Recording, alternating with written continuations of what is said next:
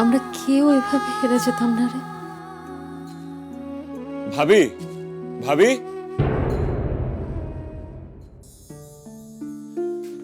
ভাবি, একটা তো ভুল করে ফেলেছি। নারায়ণগঞ্জের এই এতিমখানে এবার টাকাটা দেয়া হয়নি। ওহ দেখ, আমিও একেবারে ভুলে গেছি। আচ্ছা শোন, আমি তোকে চেক লিখে দিচ্ছি, তুই তুলে নিস, আর কাল দিয়ে আসিস জমা। হ্যাঁ, না না ভাবি, কাল কেন, আজকেই দিয়ে দেই। তুমি ভেবো না তো কিছু।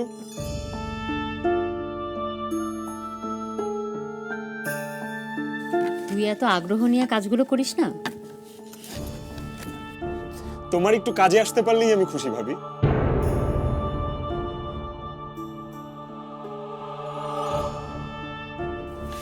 ভাবি, কি রে?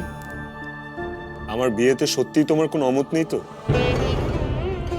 ভাইয়ের বিয়েতে বোনের কোনোদিন অমত থাকে?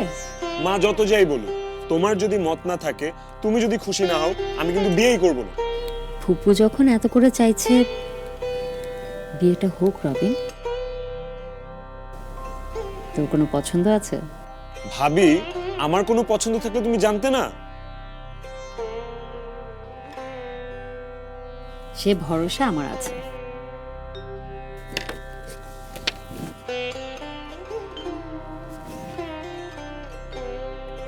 ভাবি, কাউকে যদি সত্যিকারে কখনো পছন্দ হয়, তাহলে সবার আগে এসে তোমাকেই বলবো। বলিস। শোন, এখানে 50,000 টাকা লেখা আছে। 20,000 টাকা নারায়ণগঞ্জে দিয়ে আসবি, আর 30,000 টাকা বাসায় নিয়ে আসবি। তোর ভাইয়ারও কিন্তু সিগনেচার লাগবে। কোনো অসুবিধা নেই, আমি অফিসে গিয়ে নিয়ে আসবো। ভাবি, তুমি আমার বিয়েতে কি গিফট দিবে? লাল টুকটুকে একটা বউ গিফট করব। আবার কি? হুম, এইভাবে ফাঁকি দিলে তো হবে না। গিফট তো তোমাকে দিতেই হবে। তুই যা চাইবি তাই দিব।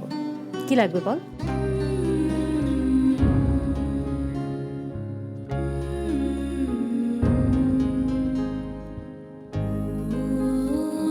বলবো ভাবি, সময় হলে ঠিক চেয়ে নেব।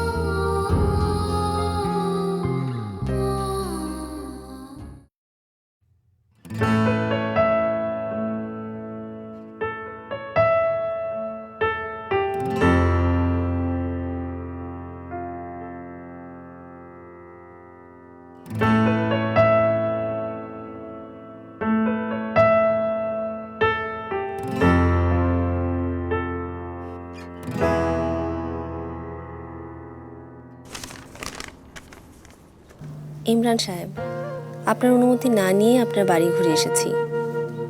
না না, ভাববেন না সে কারণে সরি বলছি। আপনার বাড়ি যাওয়ায় আমি একদমই দুঃখিত না, বরং বলতে পারেন এমন একটা সিদ্ধান্ত নেওয়ার জন্য আমি নিজের পিঠে নিজেই একটু চাপড়ে দিয়েছি। কারণ সেখানে না গেলে আমার কখনোই আপনার স্বামীর সাথে দেখা হতো না, আর স্বামী আপাকে না দেখলে কখনো জানা হতো না মৌকেও, জানা হতো না মৌ না থেকেও আপনাদের জীবনে কতটা আছে, জানা হতো না একটা মানুষের স্মৃতি জীবনের সাথে ঠিক কতটা জড়িয়ে রাখলে মৃত্যুর পরও তাকে জীবিত